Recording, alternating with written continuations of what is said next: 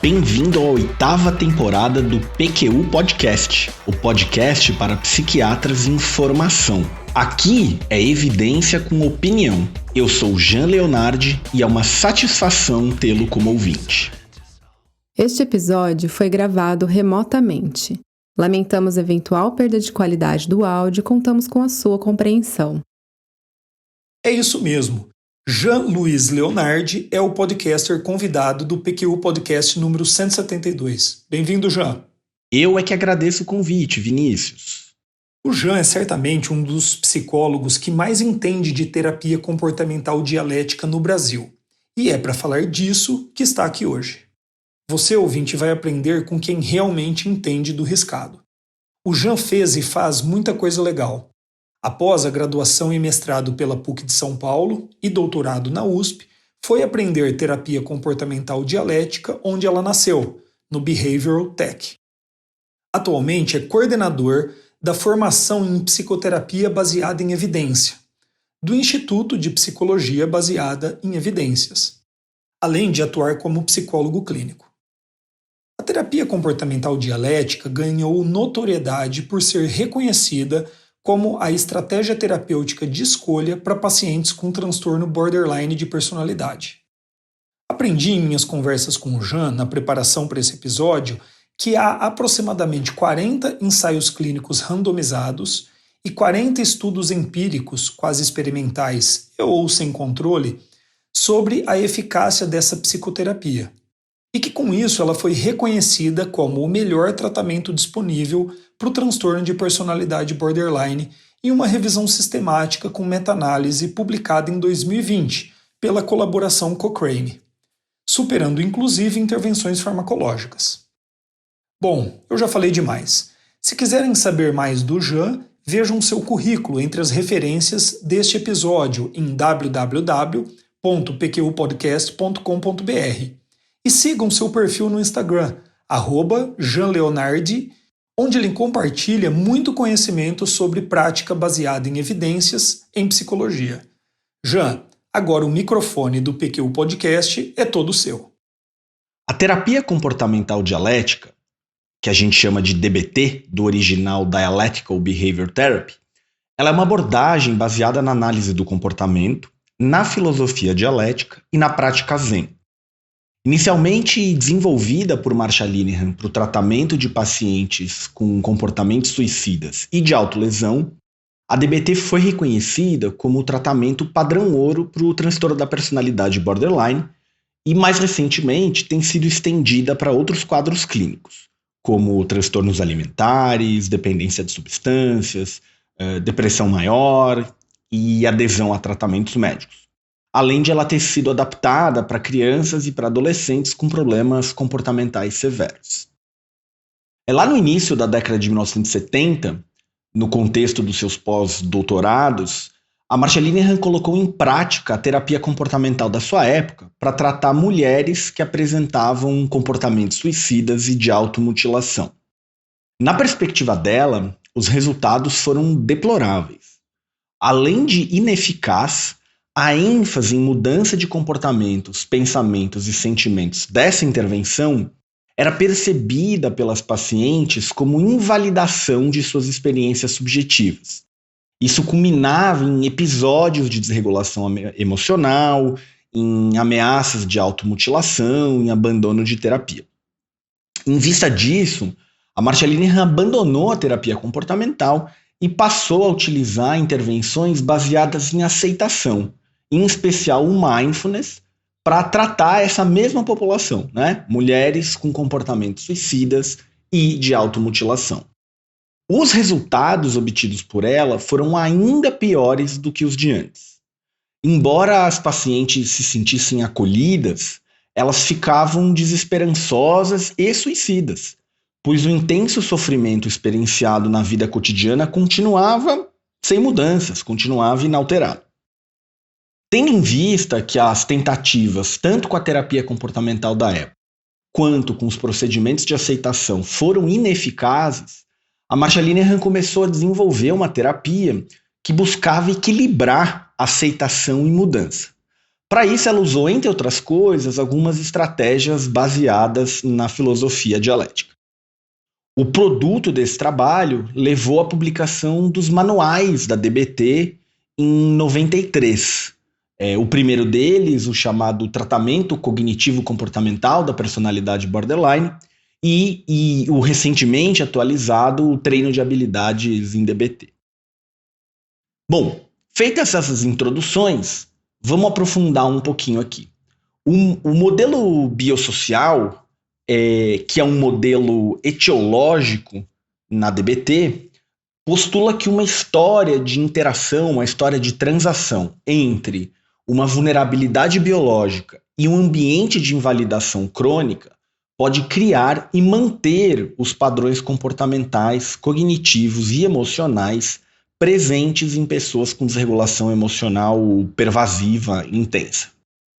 Então, assim, é central para a DBT a compreensão de que por detrás dos comportamentos caóticos de pessoas com transtorno da personalidade borderline está a dificuldade em encontrar o caminho do meio entre seus esforços de superregulação e de subregulação das suas respostas emocionais. Então, vamos entender o que é a vulnerabilidade biológica. A vulnerabilidade biológica é caracterizada por 3 elementos. Uma alta sensibilidade aos estímulos, ou seja, o indivíduo reage a gatilhos emocionais de baixo limiar.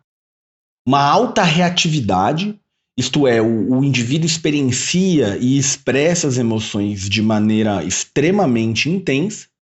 E um retorno lento à linha de base, o que significa que a experiência emocional perdura por bastante tempo.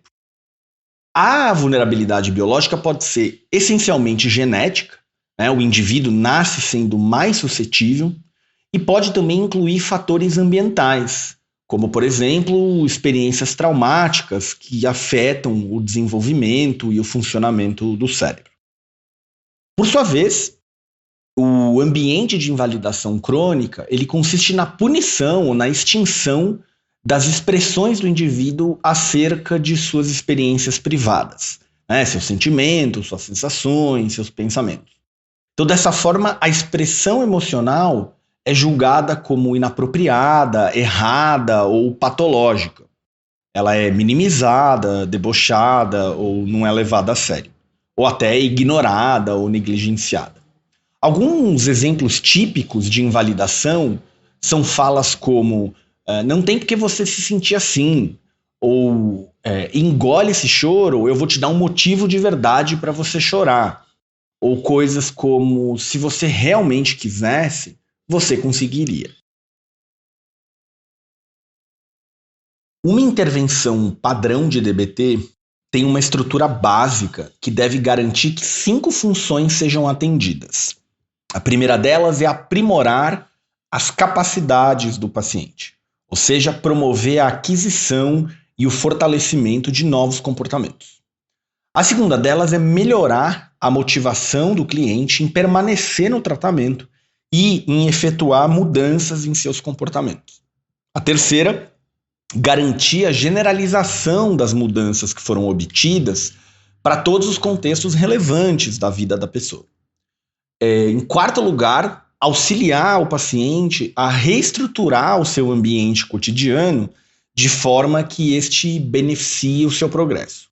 E, por fim, favorecer a motivação do terapeuta em proporcionar a melhor intervenção possível. O jeito padrão para atender a esses 5 grandes objetivos engloba 4 componentes. O primeiro deles é a psicoterapia individual, no qual o terapeuta DBT, orientado pela análise em cadeia, que é um tipo de análise funcional, visa modificar comportamentos-alvo, aplicando técnicas específicas, e também visa promover aceitação e tolerância ao mal-estar e coisas assim. O segundo componente é o treino de habilidades, que serve para instalar, desenvolver, fortalecer repertórios comportamentais como o mindfulness, aqui entendido como o processo intencional de observar, descrever e participar de uma única atividade no momento presente e sem julgamento.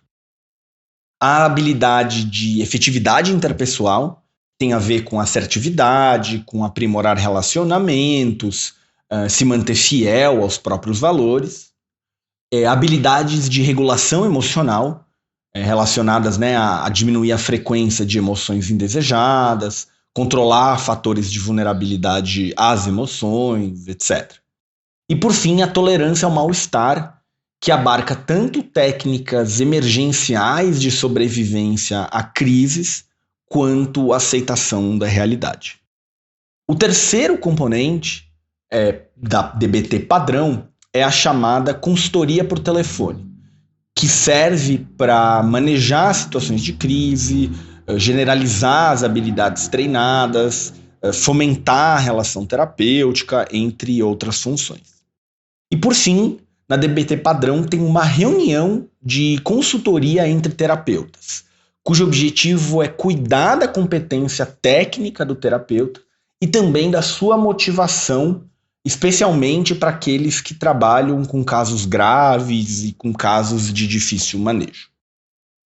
Além disso, caso a demanda do paciente requeira outras intervenções que vão além do que a DBT já tem a oferecer, é recomendado fazer uso de tratamentos auxiliares.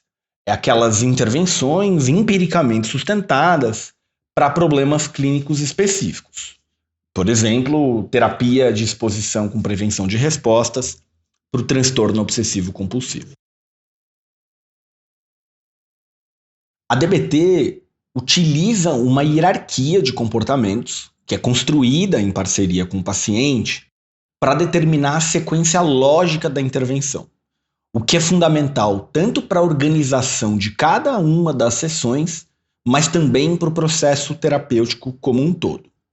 O ponto de partida é o pré-tratamento, no qual a estrutura de todo o processo terapêutico é acordada.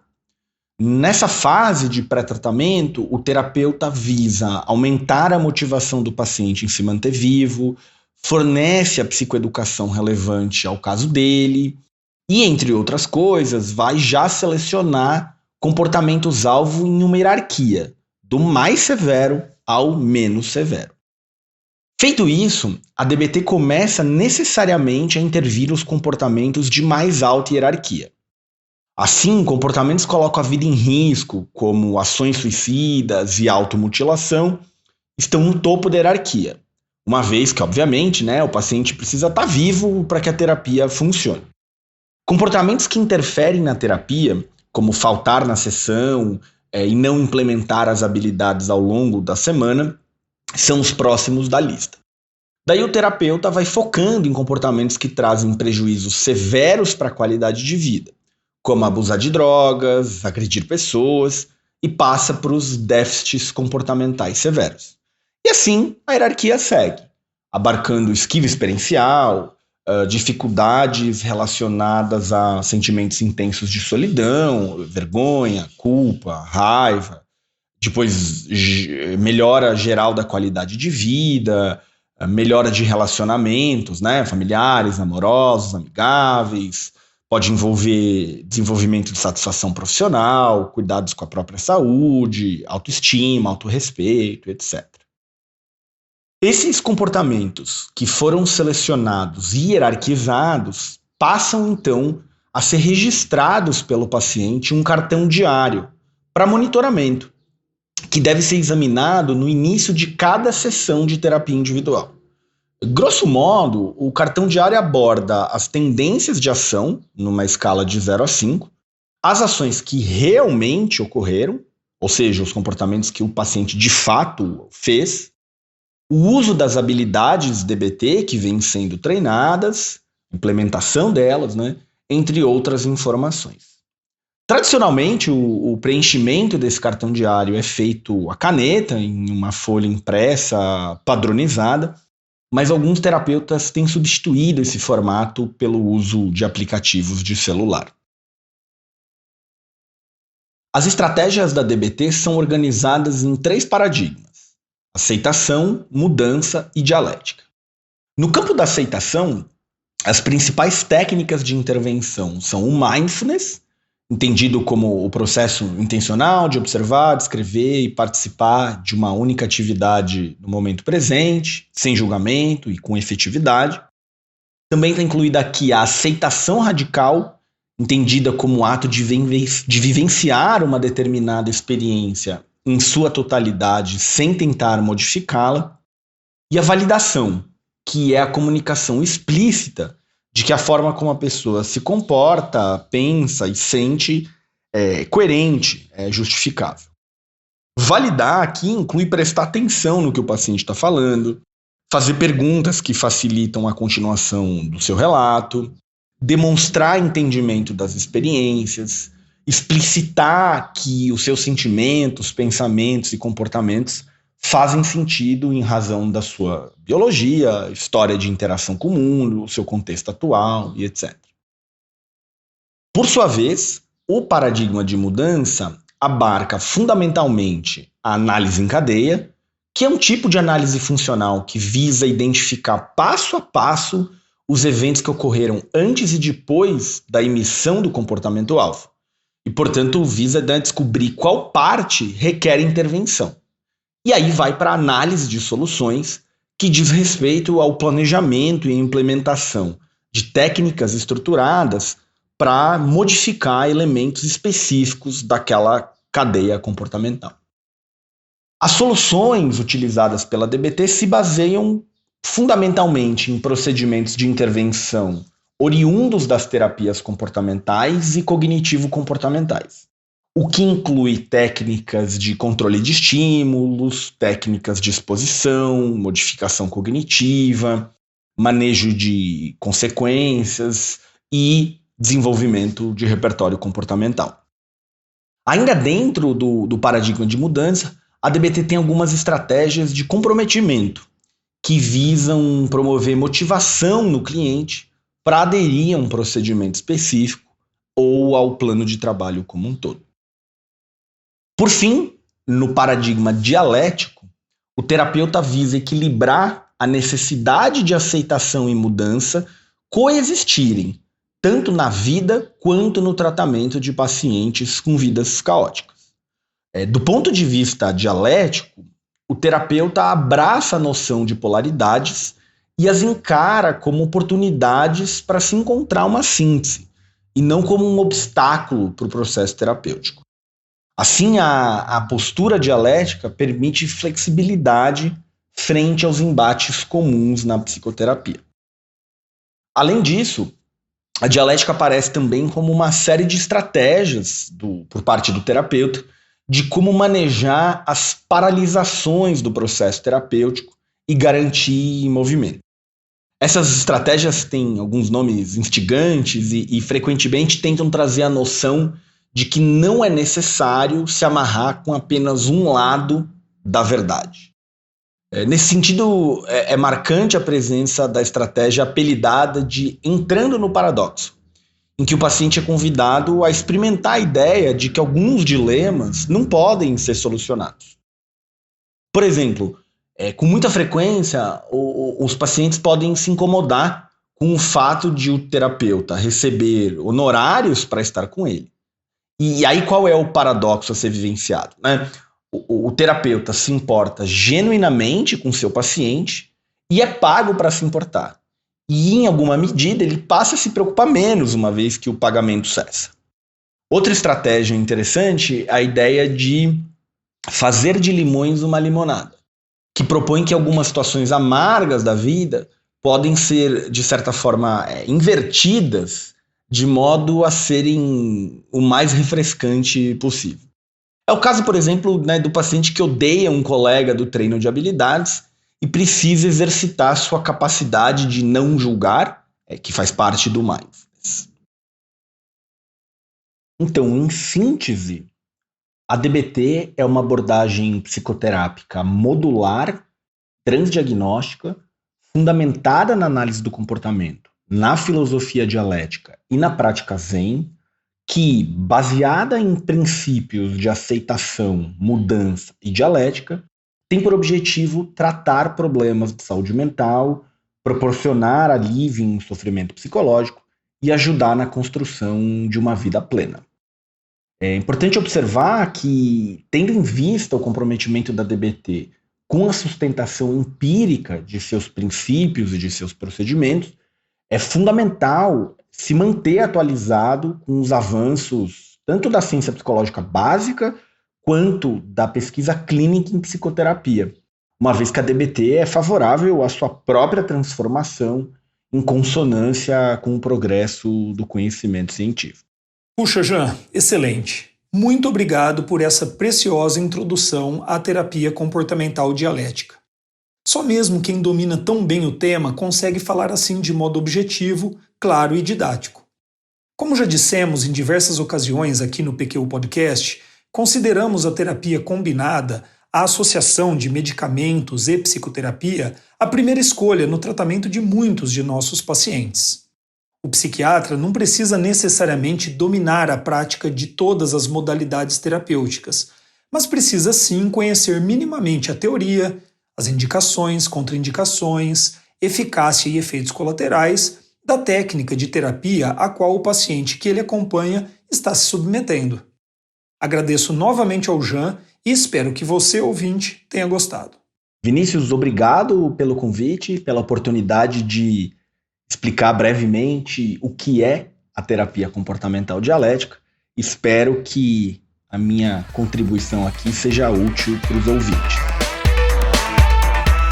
Acesse a página do PQU Podcast no Facebook e siga o perfil no Instagram para ficar por dentro de tudo o que acontece por aqui. Confira em www.pqpodcast.com.br todos os episódios já publicados, com as respectivas referências, organizadas por data, autor e sessão. Agradecemos a sua atenção.